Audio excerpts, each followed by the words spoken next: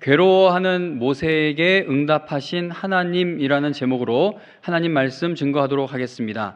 11월 1일 수요일부터 3일 금요일까지 괴로운 자에게 응답하시는 하나님이라는 주제로 가을 사경회가 있을 예정입니다. 오늘 설교 말씀은 원래는 사경회 때 전하기 위해서 준비 중이었던 말씀인데 제가 사경회 때까지 참지를 못하고 오늘 이 시간에 이 말씀을 먼저 전하게 되었습니다. 성경에는 하나님께 자신의 괴로움을 아주 솔직하게 표현하는 사람들이 많이 등장합니다. 자, 그런데 믿음이 없는 사람들만 속상한 일들을 견디기 힘들어하면서 괴로워했던 것이 아닙니다. 성경에서 믿음을 이야기할 때 빼놓을 수 없는 사람들도 그들이 당하는 괴로운 일들로 인해 아침 저녁으로 막 울면서 기도하는 사람도 있었고, 심지어 하나님께 화를 내거나 하나님께 대드는 것과 같은 모습까지도 보인 그러한 사람들이 있습니다. 자, 그런데 놀라운 것은 하나님은 이렇게 괴로워하는 자들을 야단치시거나 징계하시는 대신 그들을 위로해 주셨습니다. 얼마나 이 불신앙의 모습이에요. 그렇죠? 제가 어떤 문제를 이야기하고 또 여러분들 앞에서 우는 모습을 보였을 때 목사님 왜 그러냐고, 담대해야지, 믿음 가져야지, 그렇게 보시는 것처럼 성경의 인물들이 정말 우리 앞에 있다면 그 문제를 부여잡고 울고 우울해하고 괴로워했을 때 우리 인간이 봐도 그럼 그렇게 믿음 생활하면 안 되지라는 그런 조언이 나오지 않습니까? 그러면 하나님 보시기에 그 모습은 얼마나 더 지적받아야 하고 또는 책망받아야 할 모습이겠습니까? 그런데 하나님은 괴로워하는 자들을, 밤낮 울고 있는 그 사람들을 야단치거나 징계하는 대신 그들을 위로해 주셨다는 겁니다. 예를 들어 요나가 전한 하나님의 말씀을 듣고 회개하게 되는 니느웨 백성들을 이제 하나님이 용서해 주시고 그들에게 내리려고 하셨던 재앙을 내리지 않게 되시자 요나가 하나님께서 행하시는 그 일로 인해 화를 내게 됩니다. 하나님이 그 나쁜 놈들을 징계하셔야 되는데, 거기다 그 나라에 재앙을 부으셔야 되는데 하나님이 전하라고 하는 그 말씀을 전하고 나니까 그들이 회개를 해요. 그래서 하나님이 회개를 받아주시고 용서해 주시니까 하나님 하시는 일 틀렸다, 난 저 하나님 하시는 일이 싫다, 그러면서 하나님께 화를 내게 됩니다. 요나서 4장에 보면 하나님께서 니느웨 백성들을 용서해 주시는 것에 대해 너무나도 화가 났던 요나가 하나님께 여호와여, 이제 제발 내 목숨을 가져가십시오. 내가 사는 것보다 죽는 편이 낫겠습니다 라고 기도합니다. 하나님 앞에 얼마나 버릇없는 모습입니까? 하나님 하시는 일이 도저히 내가 납득이 안 돼. 이거는 뭐 누구에게 물어봐도 이건 하나님이 틀렸다는 것이죠. 하나님 그렇게 하시는 거 보니까 내가 살아있는 것보다 죽는 게 낫겠으니까 나를 차라리 죽여달라는 그러한 기도를 하나님 앞에 드립니다. 요나가 하나님께 드린 말씀을 읽어보면은 그는 속이 매우 상하여서 괴로워하고 있습니다. 그런데 놀랍게도 하나님은 요나에게 네가 화내는 것이 옳으냐라고 물으시면서, 근데 어떤 말투로 물으셨을까요? 궁금하죠. 근데 제가 생각할 때는 네가 화내는 게 옳아라 이렇게 하셨다기보다 막 화를 내고 있는 요나, 하나님 하시는 일을 마음에 들어하지 않는 요나를 향해 네가 화내는 것이 옳으냐라고 이렇게 물으시면서 친절하게 하나님이 어떠한 마음으로 니느웨를 용서하고 계신 것인지를 설명해 주십니다. 자, 그런데 요나가 계속 주장하는 건 무엇이었냐면 내가 사는 것보다 죽는 것이 낫겠습니다라고 화를 내는 것이었습니다. 하나님은 요나에게 한 번 더 네가 화내는 것이 옳으냐라고 물으셨지만 요나는 다시 한 번 더 하나님께 그렇습니다, 화가 나서 죽을 지경입니다 라고 대답을 합니다. 그리고 정말 놀랍게도 하나님은 다시 한 번 더 요나에게 니느웨 백성들을 용서해 주시는 그 이유를 설명해 주시면서 요나서가 끝나게 됩니다.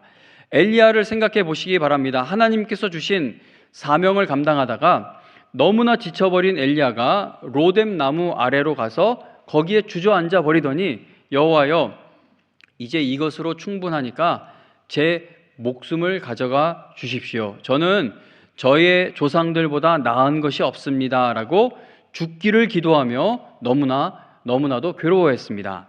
자, 그러자 정말 놀랍게도 하나님께서는 괴로워하고 있는 엘리야가 다시 일어설 수 있게 될 때까지 그를 먹이시고 잠들게 하시고 먹이시고 잠들게 하시고, 그리고 그에게 말씀을 주셔서 결국 그를 회복시키시고 다시 사명을 감당할 수 있도록 힘을 더해 주셨습니다. 믿음의 사람들이 자신이 당하는 일로 인해 너무나도 괴로워하였을 때 그들을 야단치시거나 또는 그들이 어떤 면에서 불신앙적인 모습을 보이고 있는지 따져 묻지 않으셨습니다. 대신 그들이 괴로워하는 모습을 있는 그대로 받아주시면서 그들이 회복될 때까지 위로해 주시는 것을 보게 됩니다. 자, 그러나 성도님 여러분, 하나님께서 괴로워하는 성도들을 받아주시기는 하는데, 그러나 아무 괴로움이나 다 받아주시는 것은 아닙니다. 대표적인 예를 들자면 출애굽한 이스라엘 백성들을 생각해 볼 수 있습니다. 출애굽한 이스라엘 백성들은 이제 광야에서 겪고 있는 일들로 인해 그들의 마음이 괴로웠죠. 출애굽한 이스라엘 백성들은 광야에서 마음이 괴로울 때마다 막 마실 물이 찾아지지 않아 이러다간 목말라 죽겠구나, 먹을 양식이 없어서 이러다간 굶어 죽겠구나, 또 여러 힘 있는 나라들을 보면서 저놈들이 우리 쳐들어오고 우리를 괴롭히면 우리는 죽겠구나, 이런저런 광야에서 그렇게 마음이 괴로울 때마다 그들은 하나님을 향해 원망하며 불평했고, 그리고 하나님은 그들이 원망 불평할 때마다, 그 괴로운 마음을 나타낼 때마다 그들에게 진노하시며 그들을 무섭게 징계하셨습니다. 자, 하나님께서 어떤 괴로움에는 위로해 주시는 은혜로 응답해 주시고 어떤 괴로움에는 무서운 징계로 응답하시는 이유가 무엇입니까? 하나님께서는 하나님의 백성이 괴로워하고 있는 그 이유와 원인을 살펴보시면서 그들에게 은혜를 베풀어 주시기도 하고 반대로 징계하시기도 합니다. 모세가 하나님 앞에 괴로운 마음을 쏟아내는 기도가 신명기 11장 10절부터 15절까지 기록되어 있는데, 지금 펴고 계신 본문입니다. 신명기 11장 10절부터 15절 말씀을 읽어드릴게요. 백성의 온 종족들이 각기 자기 장막문에서 우는 것을 모세가 들으니라. 이러므로 여호와의 진노가 심히 크고 모세도 기뻐하지 아니하여 모세가 여호와께 여짜오되 어찌하여 주께서 종을 괴롭게 하시나이까?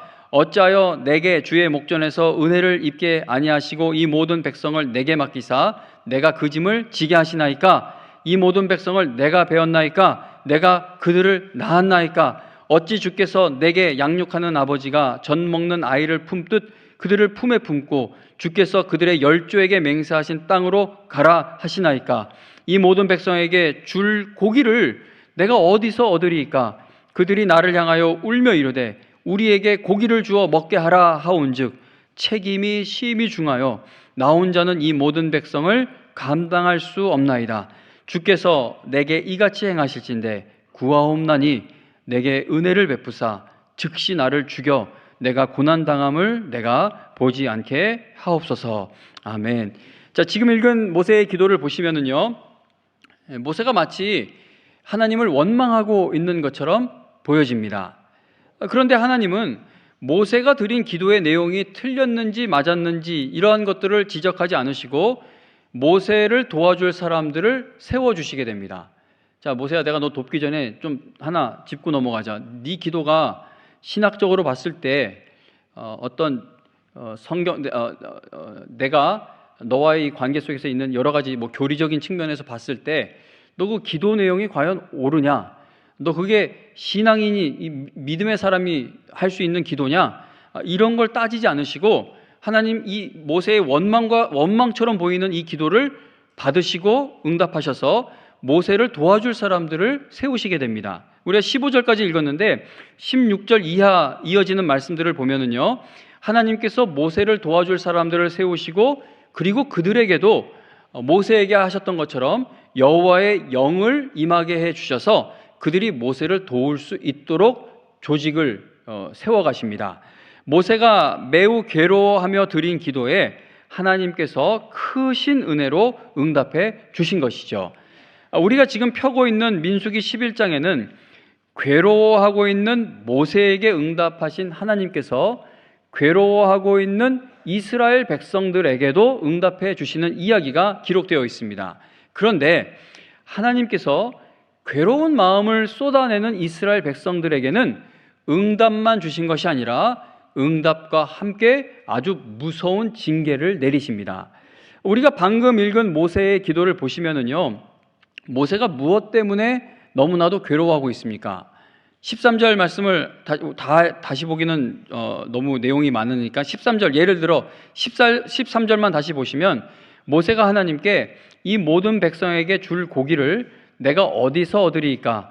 그들이 나를 향하여 울며 이르되 우리에게 고기를 주어 먹게 하라고 하온즉이라고 그렇게 말씀을 드리고 있습니다. 좀 교회를 오래 다니신 분들은 지금 이게 어떤 상황인지 아시겠죠? 이스라엘 백성들이 광야에서 먹을 것이 없다는 것을 이유로 하여 너무나도 괴로워하고 있었던 것입니다. 이스라엘 백성이 괴로워하고 있는 이유가 무엇이죠? 먹을 게 없다는 겁니다. 먹을 게 없다기보다 하나님이 주시는 메뉴, 식사 메뉴가 마음에 들지 않는다는 겁니다. 민수기 11장 5절과 6절을 보시면은요, 11장 5절과 6절에 보면 이스라엘 백성이 주장하는 게 이것이죠. 우리가 애굽에 있을 때에는 값없이 생선과 오이와 참외와 부추와 파와 마늘들을 먹은 것이 생각나거늘 이제는 우리의 기력이 다하여 이 만나 외에는 보이는 것이 아무것도 없도다 하니. 아멘. 이스라엘 백성들이 하나님께서 매일 내려주시는 그 만나를 하찮게 여기면서 고기를 먹고 싶다고 불평한 것입니다. 그런데 이스라엘 백성들이 불평하는 이 내용, 즉 5절과 6절 이스라엘 백성들이 불평하고 있는 이 내용과 모세가 불평하고 있는 내용, 물론 기도이죠. 근데 그 기도의 내용을 보면 원망, 불평이 좀 섞여 있지 않습니까? 모세가 불평하는 이 내용을 살펴보면은, 비교해 보면 이스라엘 백성들이 그렇게 큰 잘못을 한 것으로는 보이지 않습니다. 성도님 여러분, 그 매일 똑같은 것만 먹는 것이 지겨울 수도 있는 일 아니겠습니까? 이제 아내가 주일 아침에는 바쁘니까 그 교회 학교 또 부서를 섬기고 있고 하니까 김밥을 막 일찍 일어나서 김밥을 말고 또는 그 어묵 같은 걸 이렇게 준비를 합니다. 그래서 주일날은 아침 메뉴가 맨날 그거예요. 근데 제가 일주일에 한 번만 먹는 건데도 야, 또 김밥에 주일이 뭐 분식집 차리냐고 막 이제 겁 없이, 아직까지는 겁이 없어도 되는 나이라서 이제 막 그렇게 이야기해요. 일주일에 한 번 처음에 오늘도 맛있게 먹고 이런 소리를 하니 참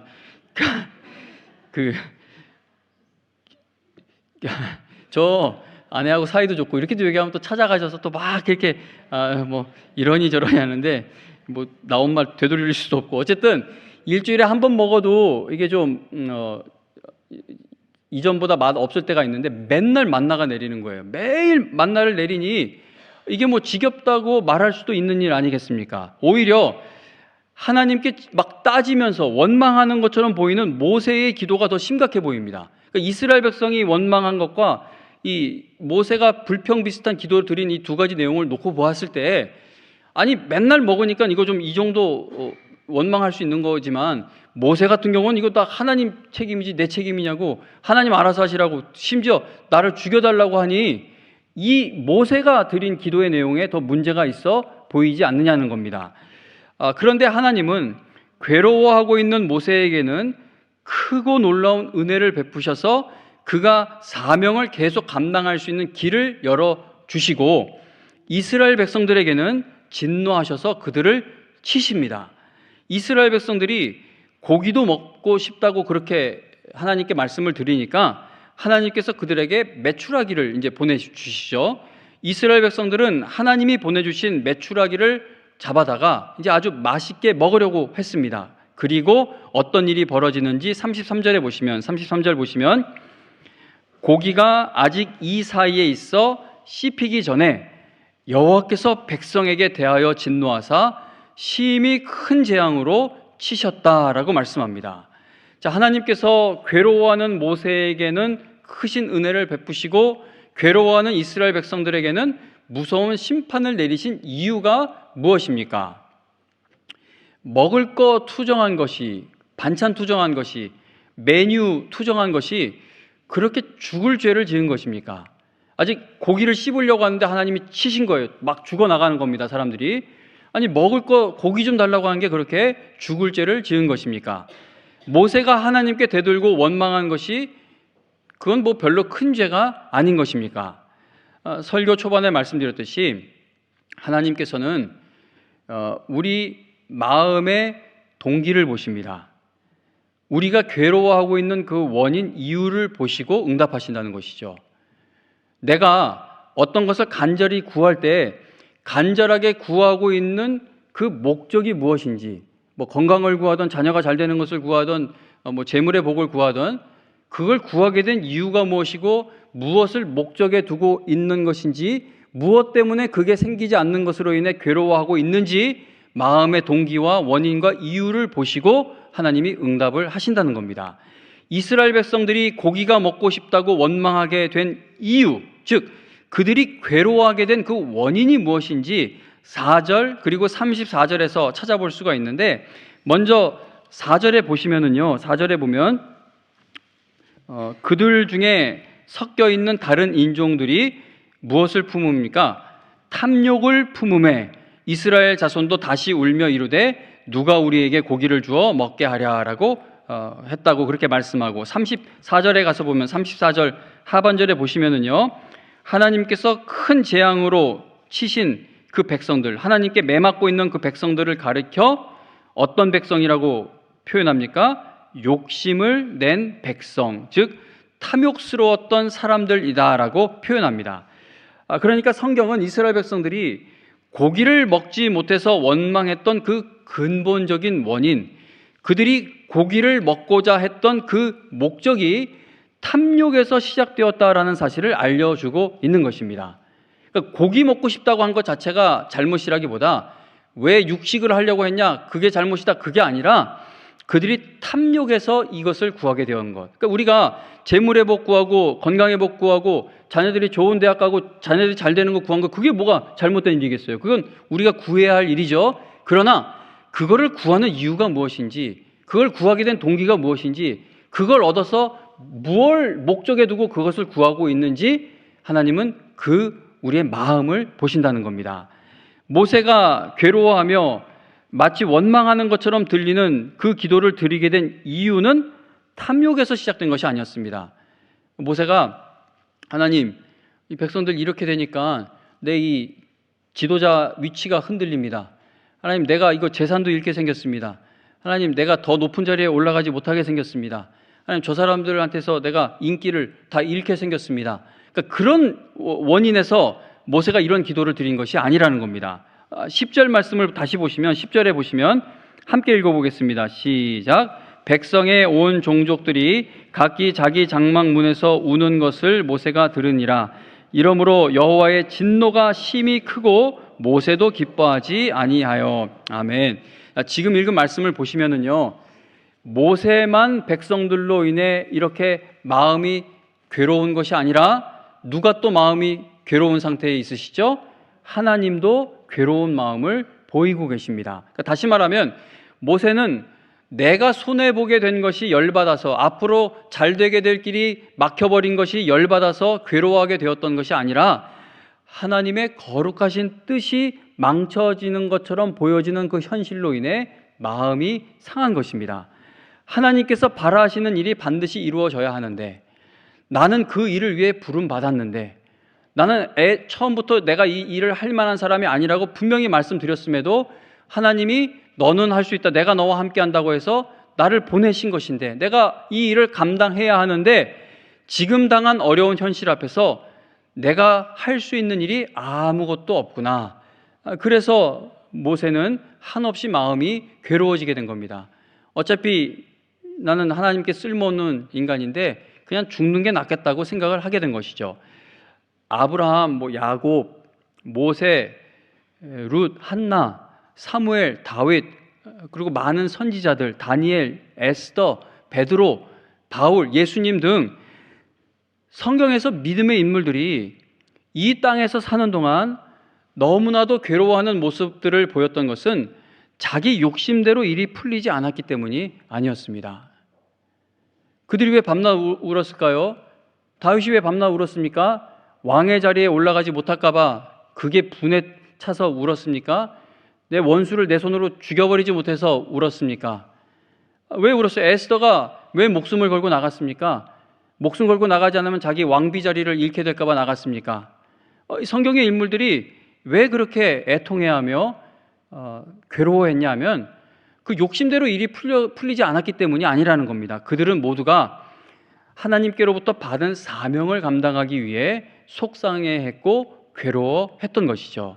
그들은 모두 하나님 아버지의 마음을 알아가면서 괴로워하게 된 겁니다. 이게 우리를 향하신 하나님의 마음이 이거구나. 그러니 그 하나님의 마음에 동참하게 된 겁니다.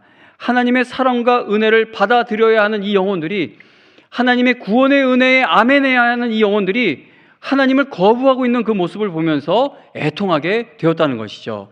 출애굽기 32장에 보면 금송아지를 숭배하는 이스라엘 백성들을 하나님께서 진멸하려고 하시자 모세가 산에 올라가서 하나님과 깊은 교제를 나누는 가운데 산 아래에서는 출애굽한 지 얼마 되지도 않았는데 금송아지를 만들어 놓고 그게 하나님이라고 하면서 아주 난잡한 예배를, 우상 숭배를 하고 있으니까 하나님이 도저히 얘네들은 안 되겠다, 내가 진멸시켜버리겠다라고 하시니까 모세가 하나님께 그 기도의 내용을 한 구절만 말씀드리자면 용서해달라고 하죠. 이제 그들의 죄를 사하시옵소서. 그러면서 모세가 하는 말이 그렇지 아니하시오면 사해 주세요, 용서해 주세요. 근데 만일 그렇게 하지 않으신다면 원하건대 주께서 기록하신 책에서 내 이름을 지워버려 주옵소서라고 기도를 드립니다. 로마서 9장 3절에 보면 바울은 나의 형제 곧 고륙의 친척을 위하여 내 자신이 저주를 받아 그리스도에게서 끊어질지라도 원하는 바로라 라고 고백을 합니다. 무슨 말입니까? 자기 동족이 구원받을 수만 있다면, 하나님의 백성 이스라엘 백성들이 이 구원의 은혜에 들어갈 수만 있다면 내가 그리스도에게서 끊어지는 것도 감당하겠습니다. 하나님, 나는 그렇게 이 백성들의 구원을 바랍니다 라고 바울이 괴로워한 것입니다. 성도님 여러분, 오늘 우리가 정말 하나님을 믿는 사람들이라면 우리도 성경의 이러한 인물들처럼 하나님 아버지의 마음을 알아 하나님이 괴로워하시는 그 일에 동참하고 있어야만 할 것입니다. 이 땅의 것이 얻어지지 않고 이 땅의 일들이 해결되지 않는 것만을 가지고 괴로워하고 있는 것을 넘어서서 하나님이 나에게 주신 사명을 감당하는 것에 너무나도 부족한 내 자신을 바라보며 괴로워할 필요가 있다는 겁니다. 우리 건강 회복 위해 기도하고 재정적으로도 풍성하기를 위해 기도하고 자녀들이 잘 되기를 위해도 기도해야죠. 제가 말씀드리는 것은 그렇게 기도하는 것이 잘못되었다는 것이 아니라 그 구하는 모든 것에 있어서 하나님 앞에 어떤 애통하는 마음이 있어야 하냐면, 하나님, 내가 부하든 가난하든 어떤 형편에 있든 하나님께 정말 쓰임받기를 간절히 바랍니다. 근데 이 부족한 생각으로는 하나님, 내가 더 많은 걸 가지면 더 힘있게 쓰임받을 수 있지 않을까, 그게 그냥 제 생각인데, 그러나 하나님, 내가 부하게 되든 가난하게 되든 병약하든 건강하든 하나님, 난 정말 하나님이 나를 이 땅에 보내신 그 목적대로 끝까지 쓰임받기를 바랍니다 라는 그 괴로움이 우리에게 있어야 한다는 겁니다. 영혼 구원을 위해 모세처럼 바울처럼 우리가 괴로워할 필요가 있다는 것이죠. 우리가요, 정말 천국과 지옥이 있다는 사실을 믿는다면, 정말 죽은 후에 가게 될 곳이 천국이냐 지옥이냐, 이게 정말로 있는 곳으로 이게 믿어진다면, 아직 믿지 않는 가족들의 영혼을 바라볼 때에 우리가 어떻게 괴로워하지 않을 수 있겠습니까?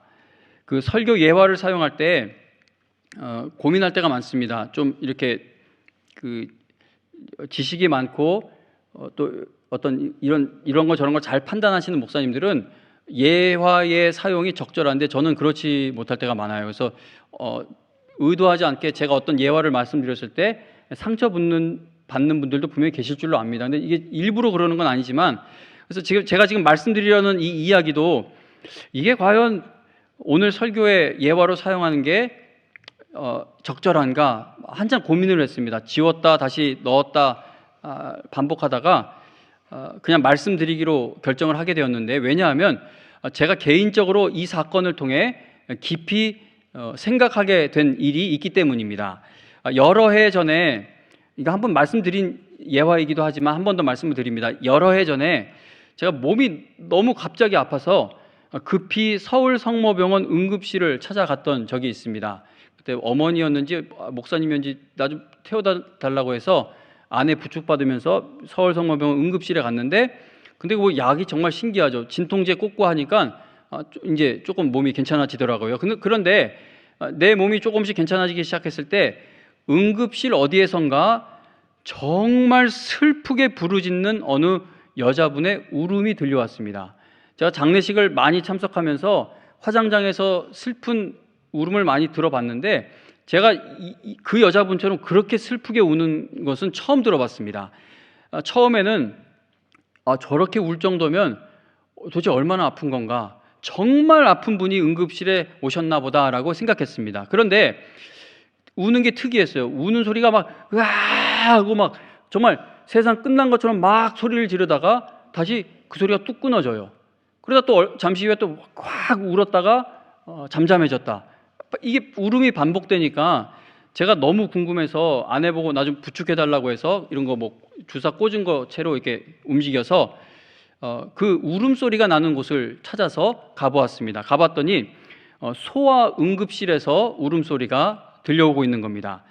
그래서 이제 그 응급실 울음소리가 들려오는 병실의 문이 한 요 정도 열려 있어서 도대체 무슨 일인가 하고 이렇게 살짝 들여다봤더니 한 6살, 5살쯤 되어 보이는 어린 남자아이 하나가 이렇게 그 병상 침대에 누워 있고 그 여러 그 의료 장치들이 뭐 코, 입 뭐 이런 데 이렇게 다 연결이 되어 있고 아이는 의식이 없었습니다. 그러니까 제가 바라보는 방향에서 아이의 엄마 얼굴은 보였어요. 이쪽 제 방향에서 오른쪽에 앉아 있는데 아이를 이렇게 붙들고 있고, 그리고 의사 선생님은 이제 기계가 막 소리를 내고 있는 그 기계가 있는 쪽으로 이렇게 그쪽 방향으로 앉아 있었습니다. 그러니까 이 엄마가 왜 우냐 하면 아이 몸에 연결되어 있는 기계 소리가 달라질 때마다 참지 못하고 속 안에 있는 게 다 쏟아져 나오는 것 같은 울음을 내는 겁니다.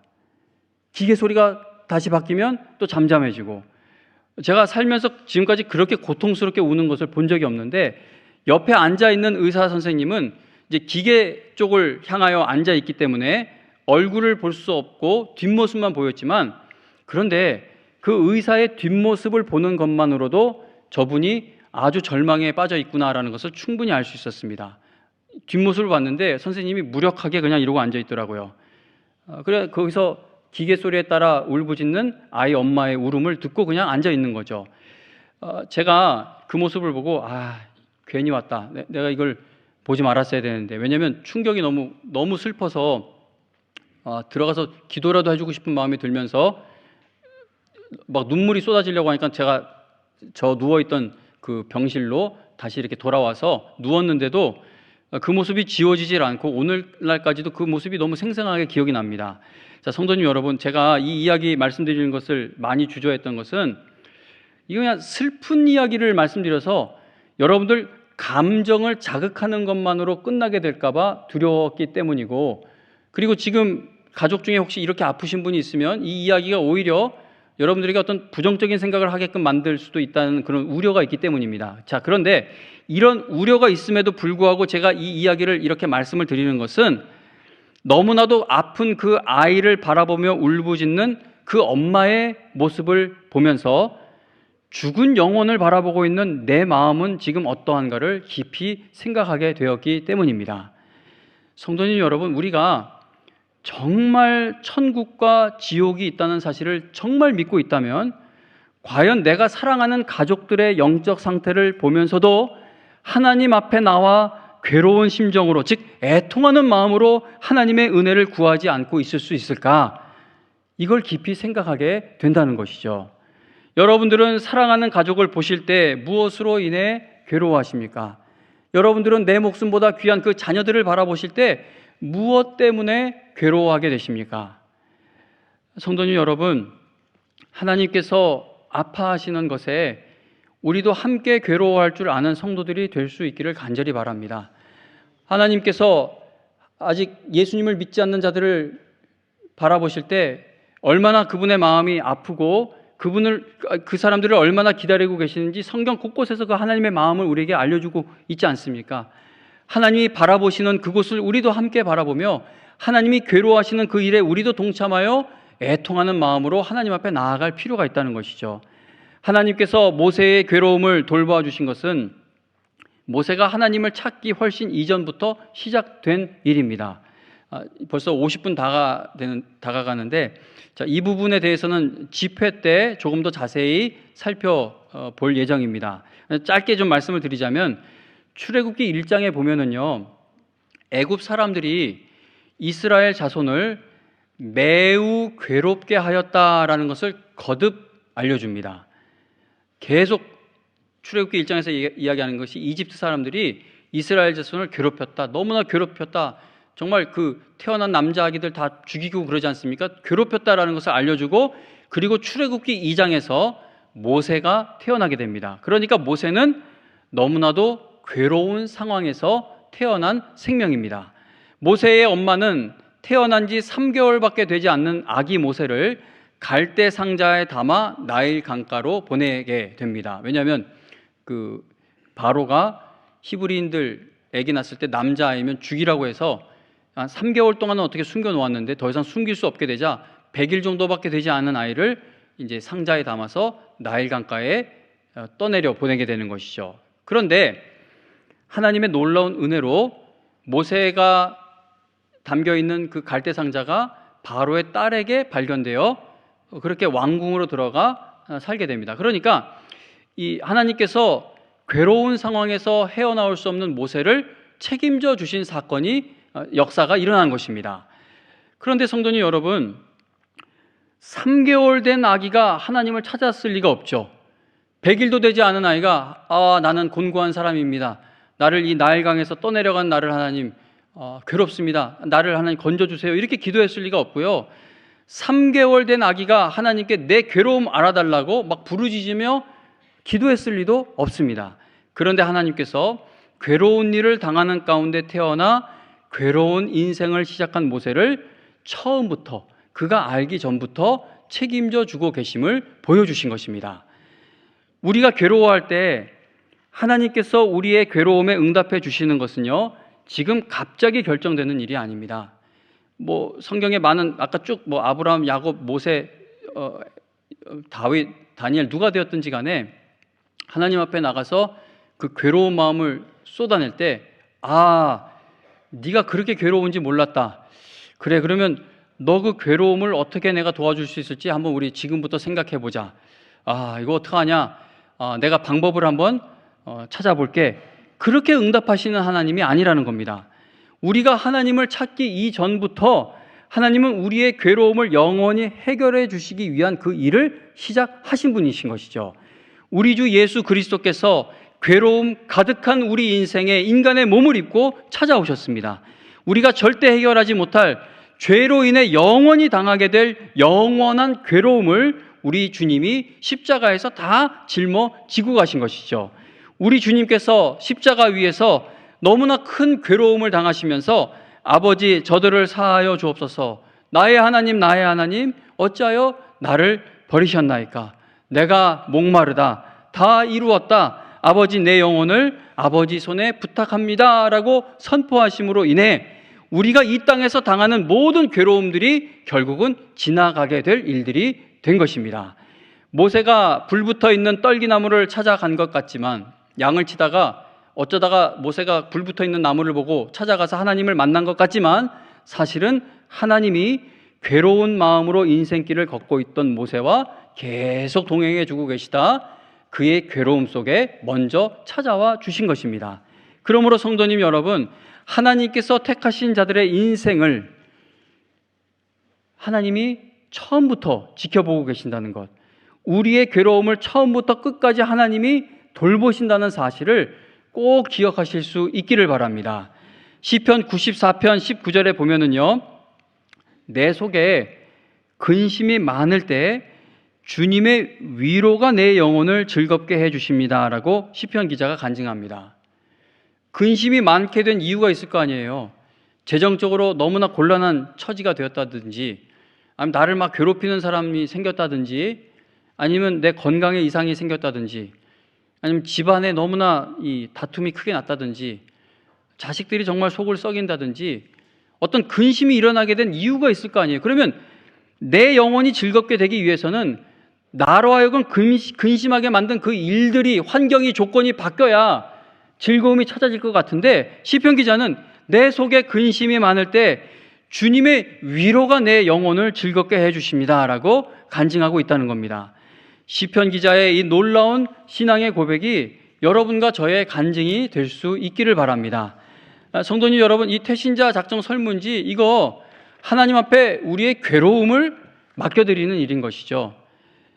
먼저 그의 나라와 그의 의를 구하라. 그리하면 이 모든 것을, 너희의 필요를 하나님이 너희에게 더하시리라, 채워주신다는 겁니다. 이 세상에 곤고한 일 많고 죽을 일이 쌓였죠. 슬픈 일이 얼마나 가득합니까? 우리 장로님 전쟁에 일어난 것에 관해서도 기도해 주셨는데, 그 하마스 그놈들이 이제 죽인 그 장소에 가서 시체를 수습하는 사람들이 어떤 상태의 시체들을 수습했는지 이제 막 나와서 인터뷰하는데, 저 중간에 껐어요. 도저히 끔찍해서 들을 수가 없습니다. 부모하고 자식하고 서로 마주보고 묶어놓고 앉혀놓고서는 한쪽이, 어느 쪽이 먼저 죽었는지 모르지만 한쪽이 고문당하면서 손가락 잘리고, 그거를 그대로 보고한 거예요. 더 끔찍한 얘기가 많은데, 그 이스라엘이 팔레스타인을 먼저 억압했기 때문에 이걸 또 이렇게 저렇게 다른 의견이 많은 걸 압니다. 그런데 아무리 그렇다 할지라도 그렇게 끔찍한 일을 저지르는 것은 있을 수가 없는 일이죠. 그런데 세상 사람들도 이런 걸 보면은 괴로워해요. 다 같이 괴로워하죠. 눈물이 나죠. 그런데 우리는 그것보다 한 차원 높아요. 그 하나님이 세상을 이처럼 사랑하사 독생자를 보내주시지 않았습니까? 하나님이 사랑하시는 이 세상에서 끔찍한 일이 일어나는 걸 보면서 우리는 그저 감정에 파묻혀 우는 것이 아니라 이 모든 아픔을 보시는 하나님 아버지의 마음을 읽어가며 하나님과 함께 괴로워하는 겁니다. 그러면 세상 사람들은 답이 없기 때문에 이 괴로움에서 우울감으로 빠지고 포기하는 것으로 빠지고 마음이 막 악해지는 것으로 치닫게 되지만, 우리는 하나님 아버지의 마음에 동참하여 괴로워하는 사람들이기 때문에, 위로받으면서 괴로워하기 때문에 괴로워하는 중에도 기쁨이 있고 즐거움이 있고 영원한 소망을 가지고 나아갈 수 있게 되는 것입니다. 설교가 계속 길어지네요. 그 집회 때 계속 이야기를 한번 이어가 보도록 하겠습니다. 성도님 여러분, 우리의 괴로움을 하나님이 처음부터 아시죠. 그 십자가에서 그분이 얼마나 우리를 사랑하신지 이미 십자가 위에서 확증되었다, 증명되었다라고 성경이 말씀하지 않습니까? 여러분들 모두 하나님이 괴로워하시는 일에 여러분들 함께 괴로워하시면서 하나님 앞에 애통하는 마음으로 나아가는 성도들이 되셔서 괴로워하는 모세에게 응답하신 그 놀라운 하나님의 은혜를 여러분들도 일생 체험하며 쓰임받게 되시기를 주님의 이름으로 축원합니다.